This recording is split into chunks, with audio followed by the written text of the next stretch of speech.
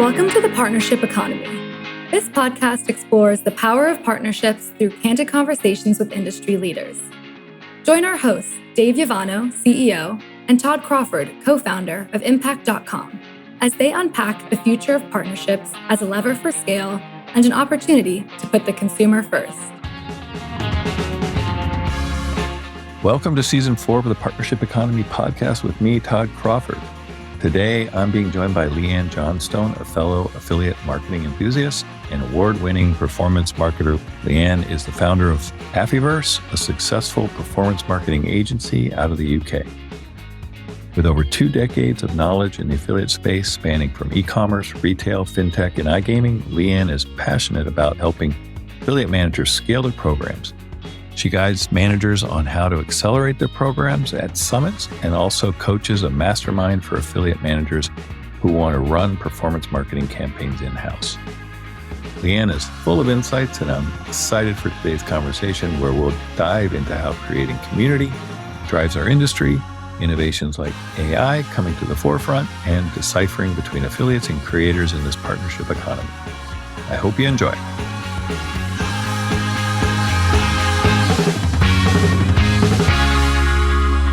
Okay, Leanne, welcome to the podcast. I'm very excited for this episode. It's been one of these mutual podcasts. I was just on yours, and now you get to be on mine. So again, welcome.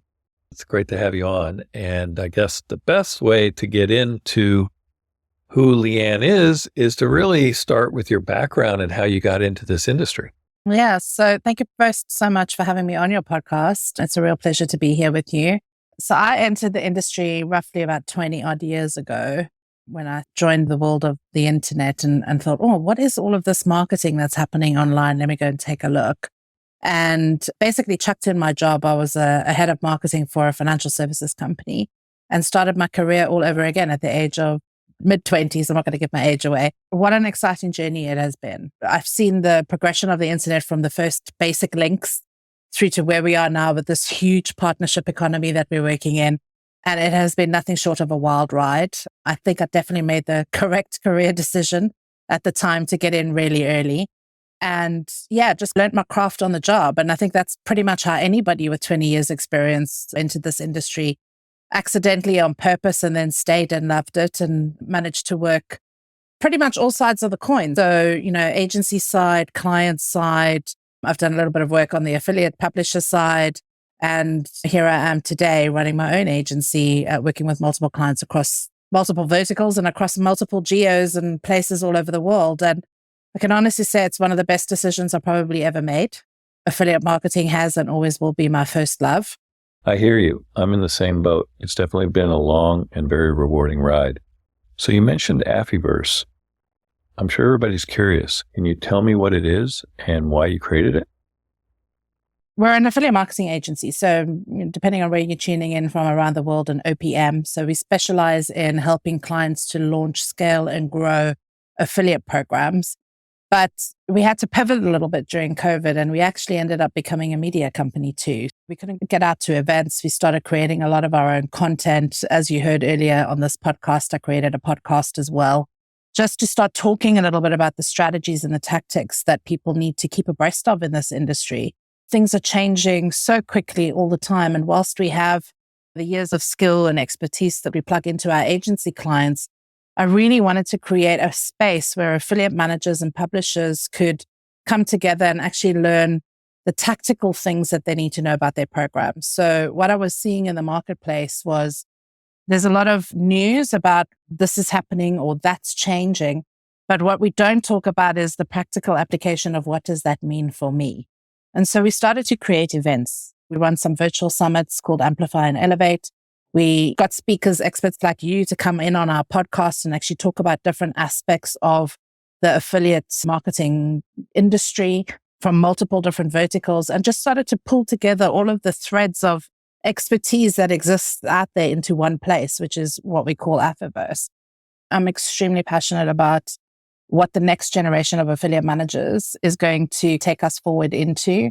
And so we launched an affiliate training program called AMP, which is the Affiliate Marketing Performance Program, which is basically a 12-week mastermind for any affiliate manager that wants to fast track their growth, really understand strategies and tactics that go behind growing affiliate programs. And so we've landed up with this 3-pronged business, which is we'll do it for you, we'll do it with you, or we'll teach you how to do it.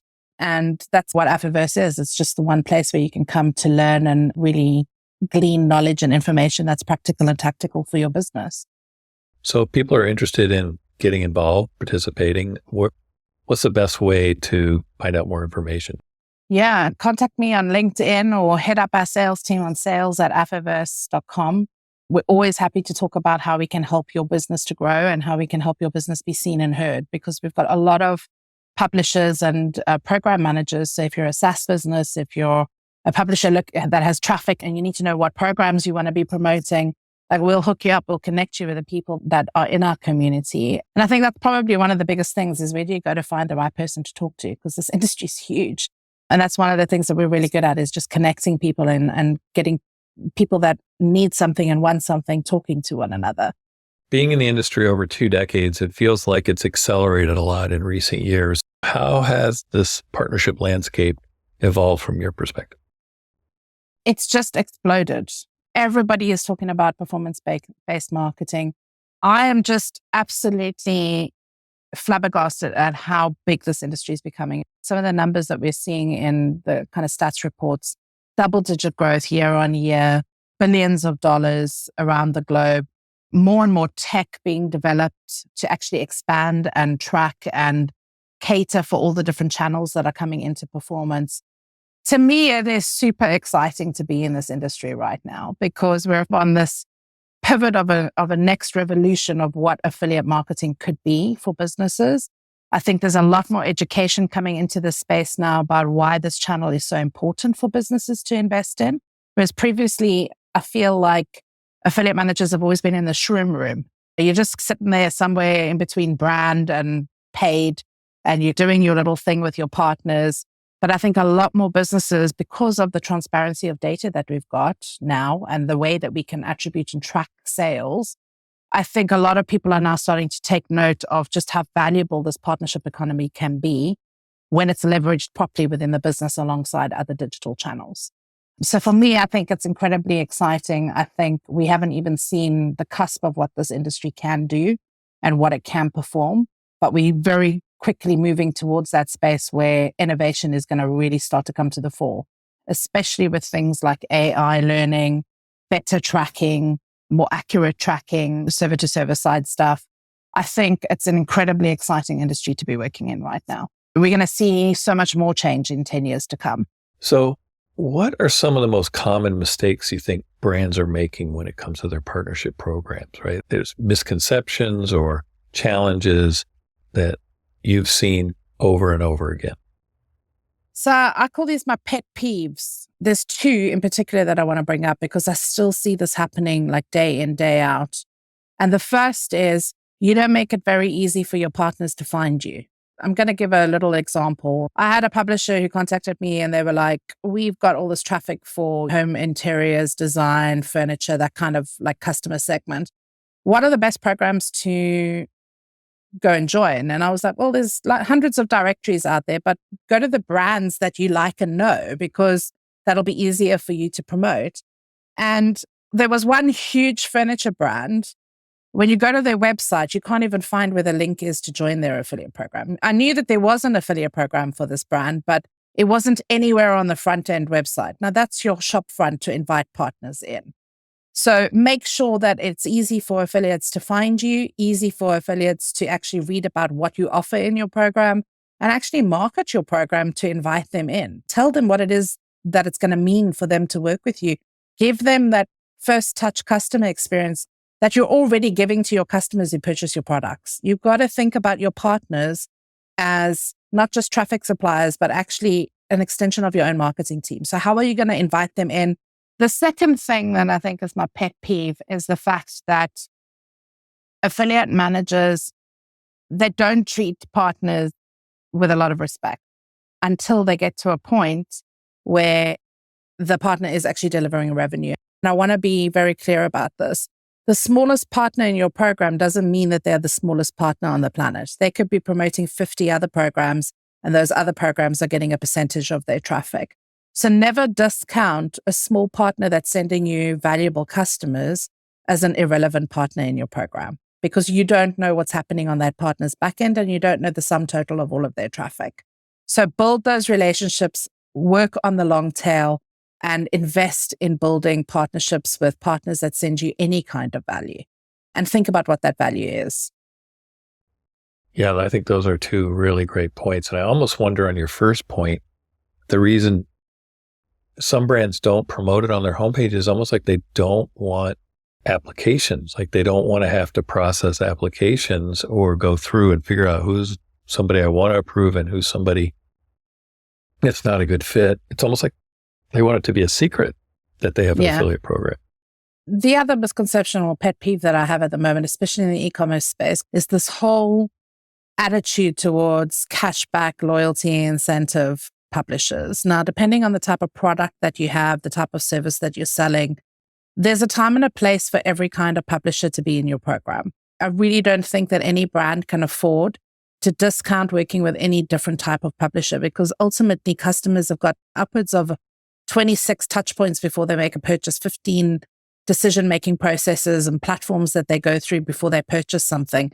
Can you really afford not to have your brand being shown in places on a pay-on-performance basis just because you don't like a certain type of partner, or you think that a certain type of partner doesn't fit your program?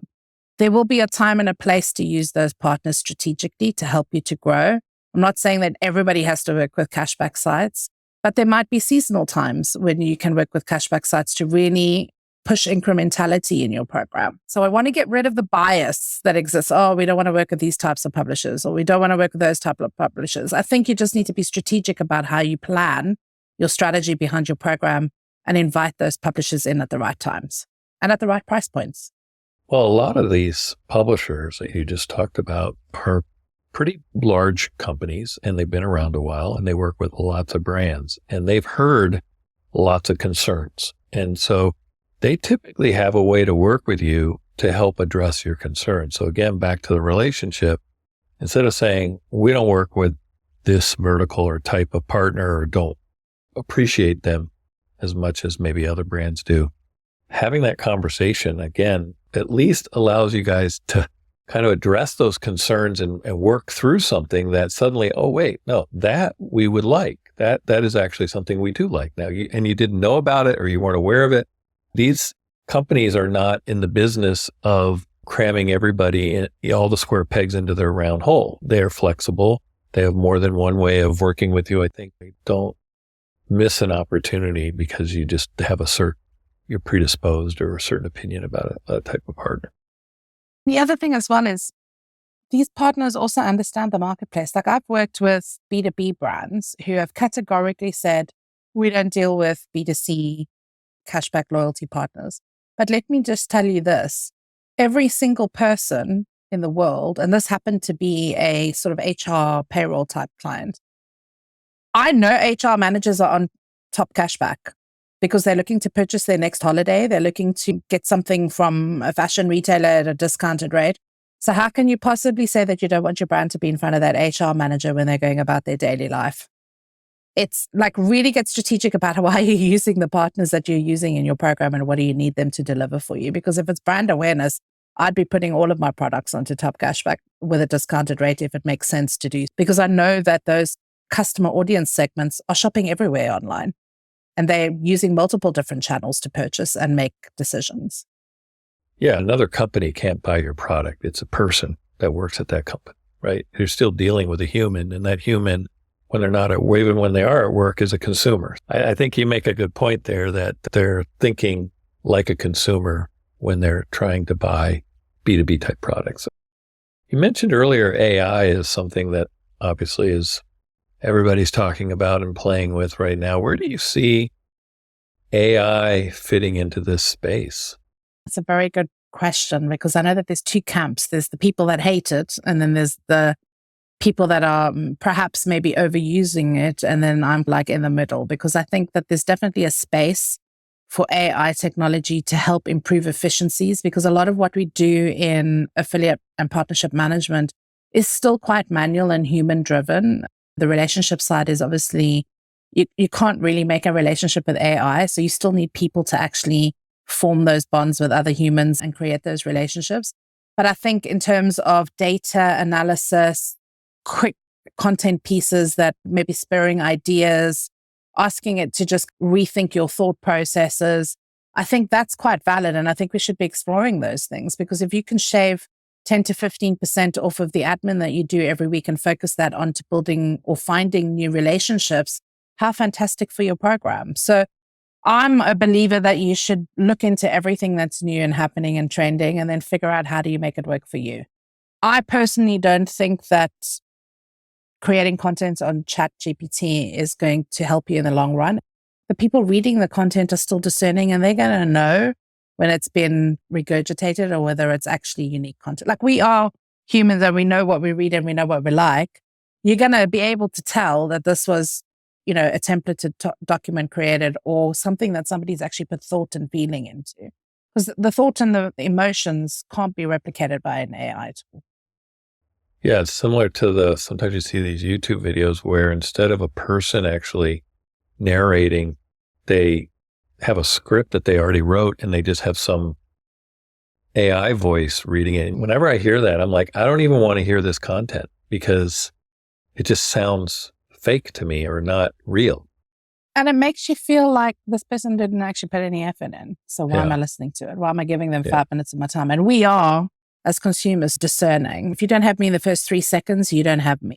And I apply that to affiliate recruitment when I speak to affiliate managers. I'm like, if you don't have that affiliate's attention in the first 3 seconds, how are you going to get them to sign up to the program, jump through all the hoops, get the links, go live? Like, you better be on your game in that first 3 seconds of your elevator pitch.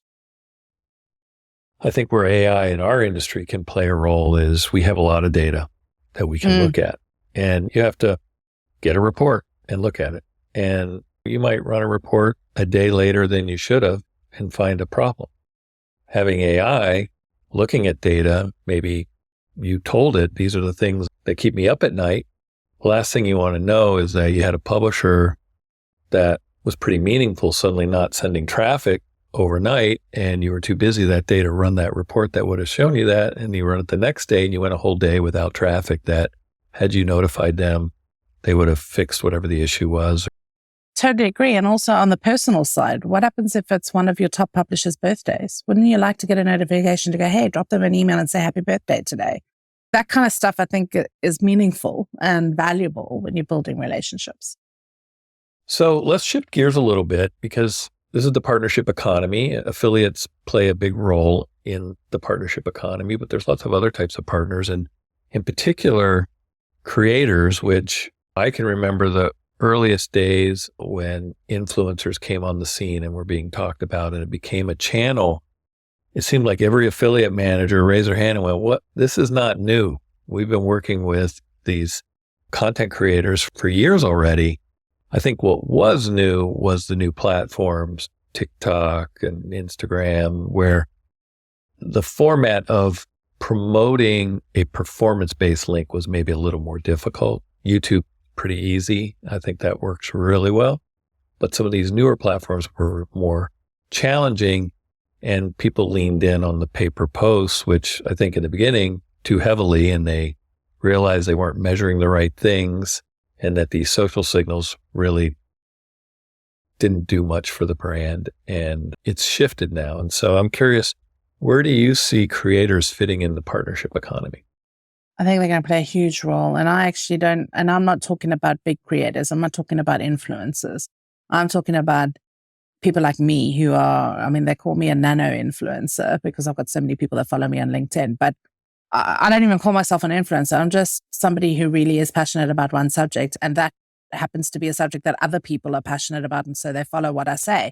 But to me, that's so valuable, because to build that trust with an audience that has now stuck with you and reads everything and comments and likes, if you've got 100 of those people, that to me is so much more valuable than if you've got 100,000 following you on Instagram. It's almost like word of mouth marketing, but through a social channel. And word of mouth marketing is still the best form of marketing that you can have. So if you've got 100 of these nano or micro influencers or ambassadors or content creators, whatever terminology you want to put against them, and they have 100 customers that absolutely delight and love every piece of content that they push out, how valuable is that for a brand to tap into on a micro scale? And it's probably quite cheap compared to some of the other ways that they can reach those customers. So I think it's been a bit difficult to manage all of that within a standard affiliate platform for a long time, because these guys, they need different things. They maybe want different things from you, maybe products, different types of promotions, smaller bonus options, gift giveaways, whatever it is. I think we're now moving to the point where you can manage all of that in one place, and you have like different schemes within your affiliate program that suit different types of publishers. You're going to have much more opportunity to commercialize these guys in a very different way. They might not want a CPA. They might want a percentage of revenue share for that customer that they bring to you who continues to purchase. Really opens up some very interesting doors about how we can reapportion our budgets and possibly also reapportion how we build brand against, especially in the retail and e-commerce space. Do you need to do huge brand advertising campaigns, or do you go find all the people that actually have the people that need and want you and love you and plow that money into this channel instead? It's going to be interesting. I think it's going to be very cool to see if this impacts paid versus performance, and if performance starts to take the lead. Affiliate has become massive. It's got the attention of the C-suite, that I think that those teams have more of a voice at the C-suite to talk about this. Look, we want to work with creators in addition to what you call affiliates. Here's where they're similar. Here's where they're different. Here's how we can work with them together. And maybe the PR or the influencer team is still working with athletes or more famous, more branding based, where they have a campaign for that. But that this is a something that we can't not be doing. And I think that the partnerships team is probably best suited to scale this, because they're used to working with lots of different types of partners by the business models and size of their companies and reach. And they're used to driving these as a relationship-based give and take. Here's what we want. Can you deliver? Yeah, because I think affiliate managers are always value driven. They are looking for where is the value and what is the outcome that this partner has delivered to me. In some cases, it's going to be sales. In some cases, it's going to be, I want links to partners to help me with my SEO. In some cases, it's going to be, I want brand awareness because I want everybody to know about my product. And you're going to tweak your commercials, your strategy, your mix, your segmentation mix of all of these different types of partners at different times as you go through your affiliate life cycle, your affiliate program life cycle. And I think that's what makes affiliate managers probably what I think the most skilled digital practitioners in the suite, because they have to know every single channel and they have to know the value of every single channel. They have to know how all the channels interlink with one another and what the outcomes happen if they tweak certain things at certain times. The knowledge base of an affiliate manager has to be broad in order for you to be good. And that means being a jack of all trades and a master of none. Or a master of all, actually. I want to change that phrase. Yeah, right. That's what I think anyway, and what I've learned. No, I 100% agree with you there. I think, like I said, I think they're best positioned to start with these nano and micro influencers, because it's like herding cats in a way. And the other thing I like to point out that I think a lot of companies don't really have this mental image is, hey, come on, be a creator, be joined to us through our creator platform or our affiliate platform. And if you find products that you want to review or promote, there's a commission associated with them, and have at it. And then the brand has certain initiatives, a product launch, a new business unit, or vertical, geo, whatever that they seasonality, they want to get a push. And so it's more campaign based, where they need to recruit specific influencers that match up with what they're trying to do. And there's also a brand disconnect, because you're paying somebody to be your ambassador. They don't necessarily actually like your product. And or that use might it. come across, or even use it. And that might come across even if you're paying for it. And again, there's a time and a place to do these things depending on where you are in your life cycle of affiliate marketing. Somebody like Nike, for example, they do 1 or 2 key sports sponsorships a year, and that's great because everybody knows Nike anyway, and it just reinforces who's the latest cool person that's using their product. If you're a small company, you want to go with the micro and nano influencers because you want them to really impress the value of the brand, live that brand, speak that brand the same way that you do. So I think your strategy is very important when you're breaking out into other types of publisher relationships or partner relationships, that you really think about why. What is your why? What do you want this affiliate program to do for you? And when we get into the nitty-gritty of the strategy of creating an affiliate program for a client, the why becomes incredibly important because it dictates everything that we do from that point onwards, from launch to outbound recruitment and marketing. How are you helping brands on this creator side? Is this something you're still dipping your toe in? Or are you all in? Where do you see it?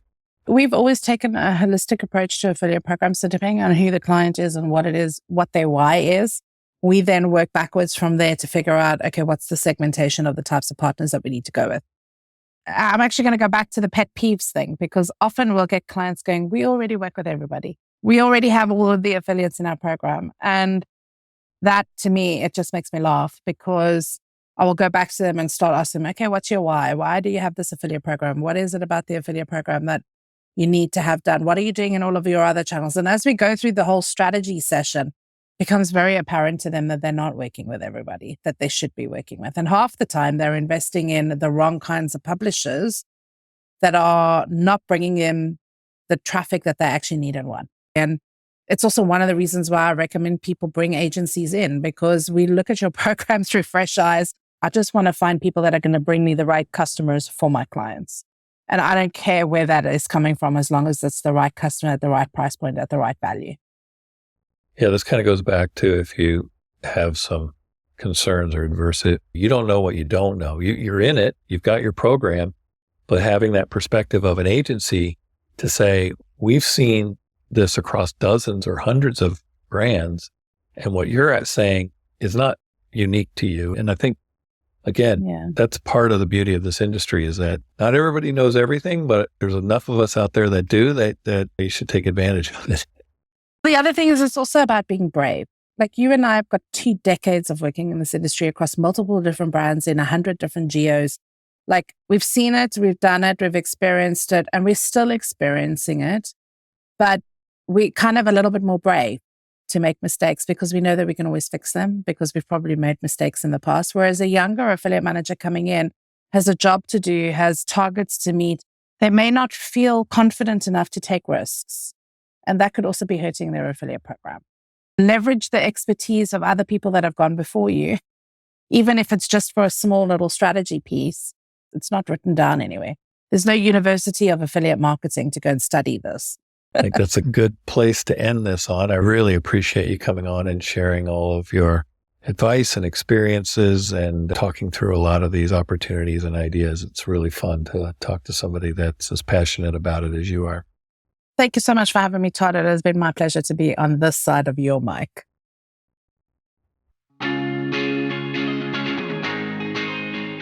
The partnership industry has undergone countless changes over the years, but the consistent thing that's kept it thriving has always been relationship. As an industry veteran myself, I'm glad to see that there is a sense of community and that partnership marketers stray from the idea of keeping things a secret. After all, most successful partnerships are built on the foundation of trust. So it's great that in this time of growth, we're not shy about what's working and what isn't. Today, we're discovering more about the role creators and influencers play in brand-to-consumer relationships. Leanne pointed out that instead of celebrities playing a large role of influence, it is actually nano-influencers who hold more power. And while influencers are gaining popularity, it's important to note that they require different things in comparison to affiliates, such as product gifting or bonuses that motivate them to be true champions of a brand. Thinking ahead to the future, technology will continue to innovate to make daily tasks easier. Things like automation, service-to-service, and AI are slowly making their way into the partnership world to make some of our manual processes easier to manage. This will give many of us more time to focus on what matters the most, relationships. Yet, as much as it can make processes more efficient, it does come at a cost of authenticity. Marketers who lean on AI for content may want to approach with caution, as oftentimes AI-generated content comes off robotic and inauthentic. It was fantastic to hear Leanne's helpful pieces of advice. Thanks for listening, and I look forward to next time. Thanks for listening to The Partnership Economy, brought to you by unpack.com. If you enjoyed today's episode, be sure to subscribe to the show and rate and review it on Apple Podcasts.